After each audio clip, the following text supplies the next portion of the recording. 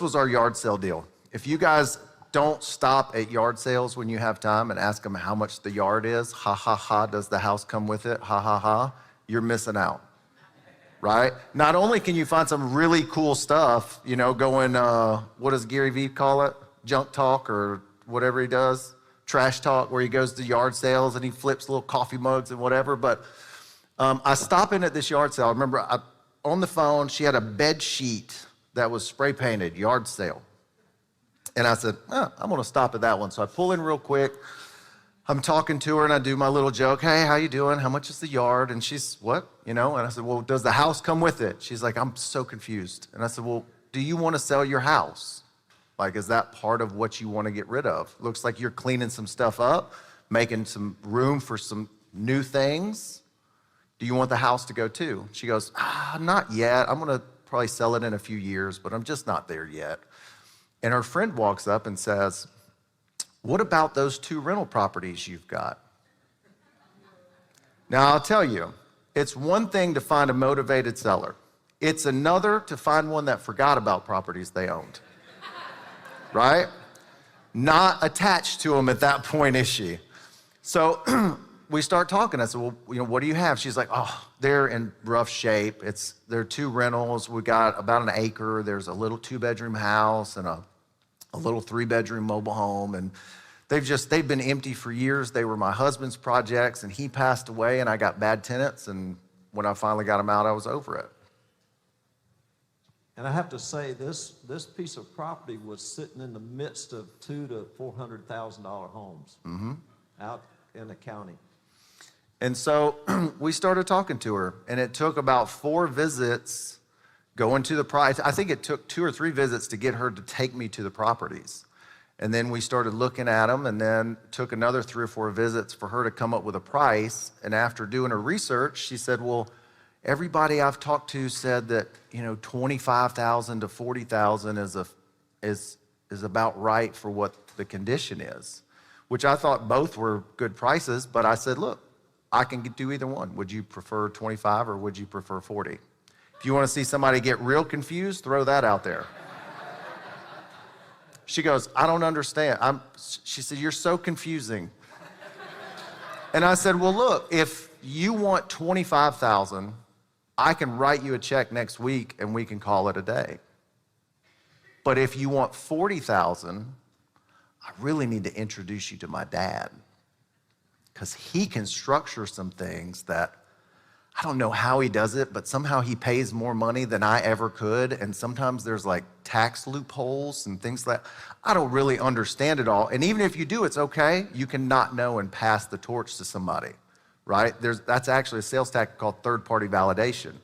But I said, look, if you want 40 for it and you're not in a hurry to just get the cash, I really need to introduce you to Dad. Well, she actually came in your office, as I remember, and we sat down and talked, and we went through the little thing that I like to go through when I meet people. You know, I don't just throw out a price or whatever. I start asking about them. And, you know, where are you from originally? Where'd you go to school? Do you have kids? That's a very important question. When you're getting to know people, and you should do this at the gas pump, the people next to you. I did it the other day to a guy at the gas pump, and we got to talking. He told me who he was, and I'd actually bought the house he grew up in. It's crazy, you know, when you see people like that. So I asked her all these questions, and we got through that and built some rapport. And so she said, well, what about this 40,000? And I think, I don't remember the exact numbers, but. I think we had originally, I said, you know, it might be 40,000 at 4%, and I mean, I don't know, 400 a month maybe. You really need to talk to Dad. It was like 300 or 400 a month, and I said, well, we'll pay you this much a month until it's paid off. And you know, she had gotten to know me a little bit. She'd visited with Adam 3 or 4 times, and she knew we were legit. And so, and she wanted to get rid of this property. It was really, you know, something she didn't even want to think about. I think every time she thought about it, she kind of got sick at the stomach. So she agreed to sell us that property, nothing down, and just a small amount per month until it was paid off. So now we're talking about wholesale, and normally those kinds of properties, if I get that kind of financing, I'm keeping them forever. But this one, it was all grown up and it's gonna need a lot of work. And we have a guy that owns a handyman deal, and he's really a lot more than a handyman. He has about 12 or 15 rentals, and he usually pays cash for them. And he had bought, I don't know, 8 or 10 houses from Adam that Adam had wholesale. And Adam still has, he's probably in 2 deals with him now where they split them. So network. So anyway, Paul, we said, hey, Paul, do you want this one? We'll pass along these good terms to you. And he said, heck yeah, I'll take it. So he brought us, I think it was an $8,000 deal, and we met in the office. He brought us a check for $8,000. We introduced him to the lady and, helped him have credibility with her at the closing table, and we gave that deal to him. But kind of as a reward, because he does so much for us, and we helped him out, and at the same time it helped us out, and we passed a great deal along to him. I was gonna say, this was also the guy who on New Year's Eve, I called him one time and said, hey, my personal hot water heater is out of commission. And he goes, I'll be there tomorrow, no problem. Came on New Year's Day and fixed my hot water heater. He does that for us all the time. One thing I really, really want to point out here before we start going into the next ones, when you have a terms deal with a seller, they trust you, right? There's 2 things that promote terms deals, and they're usually in the same sphere. One is urgency, and the other is trust, right? And typically, if there's not a lot of urgency, they have to have a lot of trust. They don't trust the process, they trust you, right?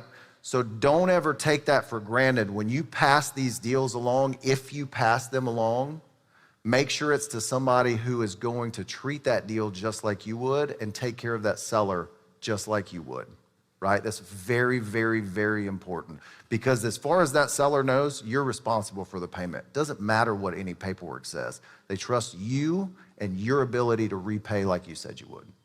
So just as a little side note there. Okay, this is where a lot of trust comes in, but if you have these relationships, this is a deal that I would not have done. And it turned into a really fun, great deal that had a lot of impact for the seller. So long story short, there's a little house. Like if you're standing at this mobile home about right here, probably more than 8 feet, but you get the idea. There's a little house right here that's getting foreclosed on. And so we knock on the door, nobody's home, see the neighbor, go talk to her. Lo and behold, it's her house too. So she's got this double wide and 10 acres and a little 2-bedroom, 1 house next to it, and the 2-1 is getting foreclosed on. Get to talking to her, long story, she was trying to take care of her sister, borrowed money against that family house, and didn't have any way to repay it. Went through hard times like a lot of people do, filed bankruptcy. She was ready to retire. They were almost done with their bankruptcy. The main thing left was this double wide and 10 acres. And so her husband was still working full time. He wanted to slow down, and this is what was keeping him from doing it. And so we get to going through and talking with her. We were able to help her finalize her bankruptcy. The other house got foreclosed on. There wasn't anything we could do with it. But on this house the mobile home in 10 acres, we were able to go in and buy it for 107. I had no clue what I would have done with this property. I knew that it would probably be a project. I had a lot of stuff going on, and it wasn't for me. But I felt like it was a deal for somebody. And so I called a friend of mine, it was Douglas, and I said, hey, listen, you know this area. I know you like this area. Here's what I've got. Do you want it? He said, well, what do you want for it? I said, I don't really care right now. If you want it, let me get it to you. And if it makes you money, then figure out what's fair later, right? Because the only other alternative for me was I was going to walk away. Whatever the juice was that came out for me squeezing this deal all the way, it wasn't worth it. And so I go in, my buddy tells me a story. He said, he called me after I sent him the text message with the property info. He said, hey, do you know, about 7 years ago, I was sitting up in bed and I told my wife about this piece of property that I was gonna buy. He said, that's the piece of property you just sent me. And so I said, where do you need to have it at? He said, 110. I got it for 107. No paperwork, no nothing, straight to him. He goes in and looks at it. First plan is to build duplexes. It doesn't perk out the way that we need it to for the septic systems. He looks at a few other options, says, you know what? This isn't what I thought it was. I'm gonna sell it. So he lists it, sells it, calls me up. He said, hey, we got a contract on it. Should be closing on it next week. Are you happy with 5,000 bucks? I said, yeah. If that's what you think is fair, I think it's fair. And he goes, well, then you'll be tickled to death with 15. Right? But I got to help somebody tremendously, right? Like the seller retired, her husband works part-time now, and they travel around with their grandkids in their RV. Like living the life that they want to live because we're able to do that deal. But if I didn't have a friend of mine in my network that I also trusted his reputation and he trusted mine, this would not have been a deal for anybody, and this poor seller would still be going to work every day.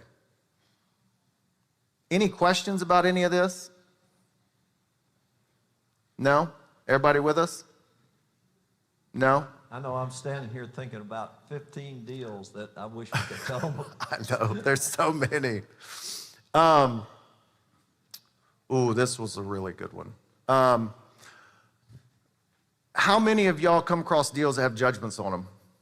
Right, you're all excited, you get to the closing, or you get close to the closing table and your attorney says, title search came back. It's a small issue, right? Some small issues, that's one thing I learned at title companies, their use of descriptive words can be drastically off, right? So a friend of mine brought this to us, somebody that I actually kind of helped coach in the business, and he called me one day and he said, hey man, I don't know what to do with this couple. They're an older couple. They just seem like really good folks. In fact, the term he used was salt of the earth. Man, these folks are just salt of the earth. And they need help, and I don't know what to do. I don't know what to do, but if you can do something with it, great, right? Reverse of what that last deal was. And so I went down, I talked to him the first time. I don't think you were there on the first one. And I go through, and as we're going through this discovery process, we realized that their house is free and clear, but their truck isn't. And this guy's a 70-something-year-old bricklayer who's still grinding it out 4 and 5 days a week, and his wife is just doing her best to keep everything together at the house. They're 2 months behind on a truck note, and the bank told them they were coming to get it in a couple days. Right?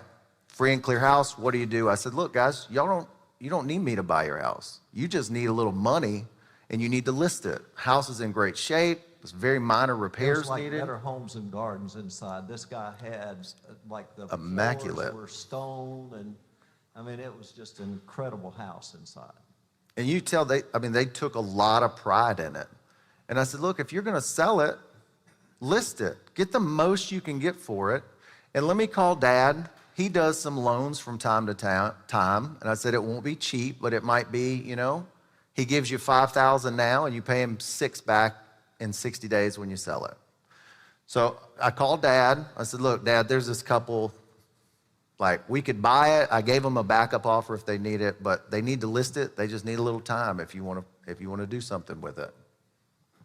And look, so Adam calls me up. Hey, Dad, can you loan them some money? Look, this house is going to sell, and I just feel really bad for him. The wife has been sick. He had to take care of her, on and on and on. Adam's one of those kind of guys. I mean, he cares. He genuinely cares. So he's calling me, asking me to loan them money so they don't lose their truck. So I said, well, let me call an attorney down there, and it's in a town I usually don't do business in. And I said, what attorney do I call? And I called him, and he did the title of opinion for me in a couple days, and it had like 6 or 7 judgments against them. They had like a $25,000 or $30,000 judgment from a credit union. They had $11,000 judgment from Ford Motor Credit Company. They had 3 or 4 judgments from like little loan places, and it was all because he had gotten hurt. These folks were not deadbeats, okay? He had gotten hurt, his wife had been sick, and he had had to care for her, to like feed her, change diapers, and all those kind of things. You know, it's just those kind of people. So he really cared about them. So I got that back, and I said, doggone, you know, I can't owe him any money in this situation. But I said, you know, I'm going to create a new ally. And I asked the attorney's office, I said, how much do I owe for doing this title? I figured this thing's going to cost me $200, and, you know, I'm not going to make anything out of it, but I'm going to create an ally.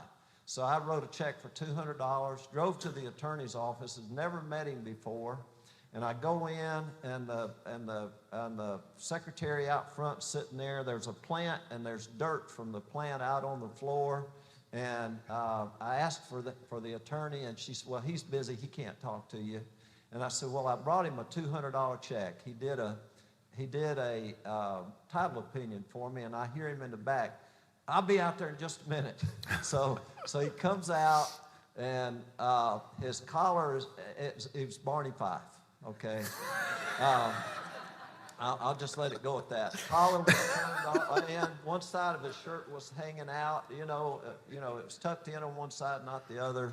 And so anyway, I gave him $200. He said, you can't buy that house. He said, it's got all kinds of judgments, da-da-da-da-da. I said, okay, thank you. Here's your $200. So I drove out to tell this couple, and I think, were you with me then? I think so. So drove out to tell this couple that I can't loan them money. And while I'm sitting there, they bore their souls to me. And they said, you know, this was on like a Thursday. And next Wednesday, they were about to come get the car. Their electricity was about to be turned off. And this is a house that was free and clear, okay? So they told me about another judgment he said, I'm going to go fight it. It's next Wednesday, and I'm going to show up, and I'm going to fight it. And knowing the situation, I knew he was not going to win. And I knew if they didn't get the house out of their name, like right away, their whole equity was going to be wiped out. They were going to get nothing out of that house. And they had listed it at this point. Oh, yeah. It had been listed like 3 days. And so, anyway, when I assessed the situation, I said, I'll tell you what I'll do. I'll give you X amount for this house, and we're going to close tomorrow. And forgive me, Jeff. I went home. I wrote up a note, a deed of trust, and a warranty deed, because I know how to do all that stuff. And I whipped that thing out. I had a title opinion, and I was doing it for myself and them. I met them at the courthouse the next day. I gave them a $5,000 cashier's check, which they went and caught their truck payments up with, paid their electric so it wouldn't get cut off, called the realtor, said unlist it with them and relist it with me. So they did that, and we're going to do the same thing that they were going to do. And so then I get on the phone, and I start going to all these places. I got the $11,000 Ford Motor Company deal taken slam off.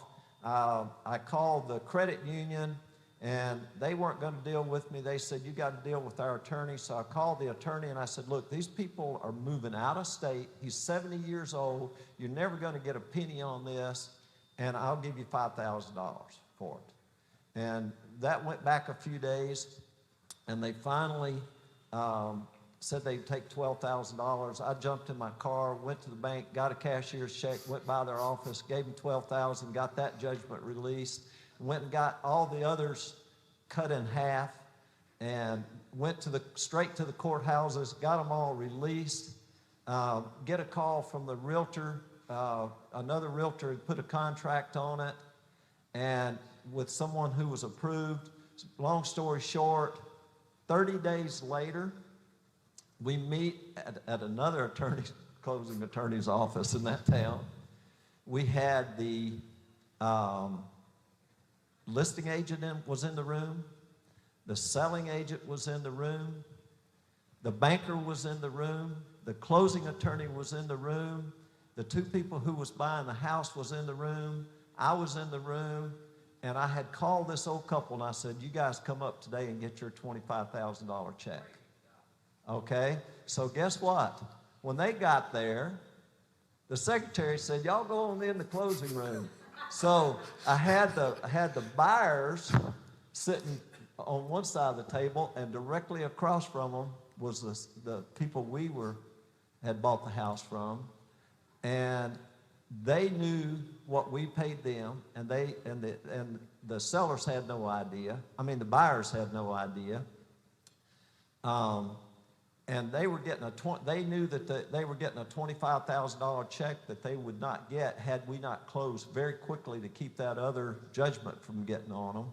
They were moving in with their daughter in New Orleans, across state lines, and all those people was in that room, and guess what? Everybody was happy. And I think I went home with a check for like $49,000 that day. And guess what? I called the guy that had referred it to Adam. He didn't know any of this had been going on, by the way. This was all going on, okay? I called him and I said, can you drop by my house today? He said, sure. So he comes by my house, and it was on December the 31st. I wanted to hurry up and write that check. I wrote him a check for $6,000. He had no idea he was going to get it. So there was a guy who wasn't even in the room, and he was happy about the whole deal. So that's the way you're supposed to do deals, you know. How you do real estate matters. It really